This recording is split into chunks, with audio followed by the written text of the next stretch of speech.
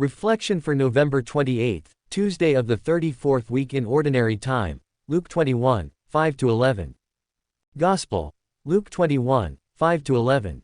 While some people were speaking about how the temple was adorned with costly stones and votive offerings, Jesus said, "All that you see here, the days will come when there will not be left a stone upon another stone that will not be thrown down."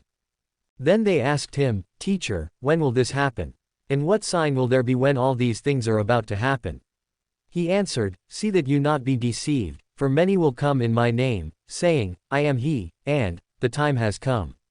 Do not follow them.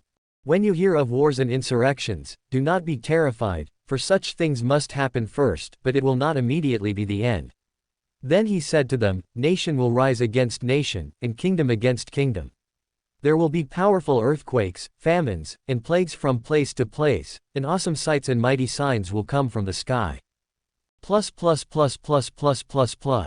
Reflection. Do you have fear of the end times?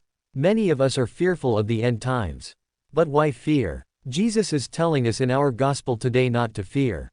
But in hindsight, we are human beings, and as such it's natural for us to have fears in our hearts, most especially when we see calamitous storms, outbreak of viruses and wars. But Jesus' words are more powerful than any wars, viruses and storms combined. In the Gospel for this Tuesday, Jesus mentions about destructions and wars. Jesus mentioned these words in the Gospel hundreds of years ago. And what he mentioned then is actually happening right now. There are many ongoing wars and destructions in many parts of the world, like the wars in Ukraine and Israel. Are we going to tremble in fear? Of course not. For the reason that we know deep in our hearts that there's hope. And this hope is given to us by Jesus. Jesus tells us not to be terrified, for he is far more powerful than any wars and destructions. Therefore, what we must do is to have hope and faith in Jesus, for when we have Jesus in our hearts we have nothing to fear. Even the most destructive wars and calamities we will not fear. Do you have fear in your heart right now? Surrender and give it all to Jesus, for he will take care of it for you.